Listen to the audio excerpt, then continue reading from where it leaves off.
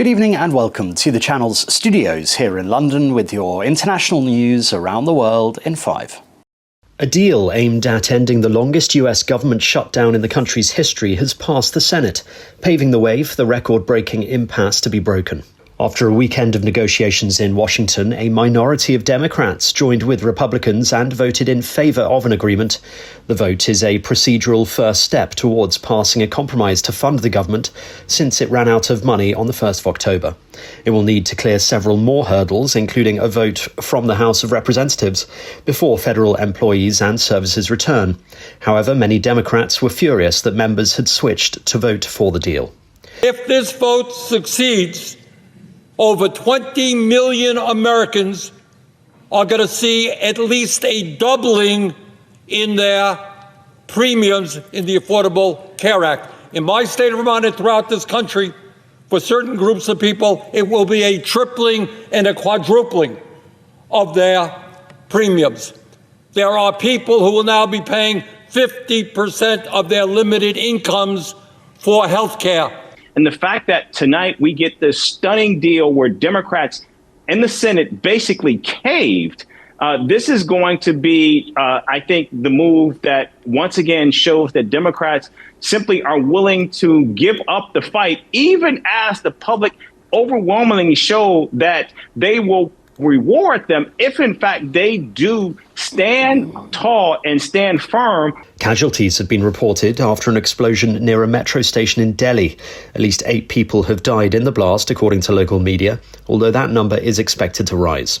The incident occurred near the Red Fort station in a densely populated area of the Indian capital. The iconic Red Fort is a high-profile landmark in Delhi. Thousands of tourists, both domestic and foreign, visit the 17th century monument every day. The exact details of the cause of the explosion are still being investigated. At least 31 inmates have been found dead in a prison in southern Ecuador, including 27 who have been hanged. 4 prisoners were killed and more than 30 injured in clashes between rival gang members in El Oro prison in the city of Macala in the early hours of Sunday. Hours later, security guards who had been alerted to a fresh outbreak of gang violence found the others who had been hanged on the building's 3rd floor. The country's overcrowded prisons have been the scene of a series of deadly riots and gang fights in which hundreds of inmates have been killed in recent years. Typhoon Fang Wong has made landfall in the Philippines, where more than 900,000 people have been evacuated and 2 people have been killed. The storm hit as a super typhoon with sustained winds of around 185 kilometers per hour. The eye of the storm hit Aurora province in Luzon, the country's most populous island. The country's meteorological service warned of destructive winds and high risk of life-threatening storm surges from the very intense typhoon.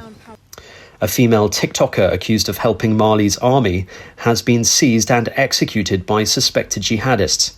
Mariam Cisse, said to be in her 20s and with over 100,000 TikTok followers, posted videos about her life in her Tonka hometown in the northern Timbuktu region and often expressed support for the army. Her death has shocked the nation, which has been battling a jihadist insurgency since 2012. State TV said she had simply wanted to promote her community and support the army through her TikTok posts. Iran, especially its capital Tehran, is facing an unprecedented drought this autumn, with rainfall at record lows and reservoirs nearly empty. Officials are pleading with citizens to conserve water as the crisis deepens. The country's president has warned that if there is not enough rainfall soon, Tehran's water supply could be rationed. But he said that even rationing might not be enough to prevent a disaster. Iran's meteorological officials say no rainfall is expected over the next 10 days. And the former French President Nicolas Sarkozy has been granted early release from jail, 3 weeks into a 5-year prison term for taking part in a criminal conspiracy. He will be subject to strict judicial supervision and barred from leaving France. The former centre-right president was sentenced to 5 years for conspiring to fund his 2007 election campaign with money from the late Libyan dictator Muammar Gaddafi. And that's your international news around the world in 5. Now back to the channel's studios in Lagos.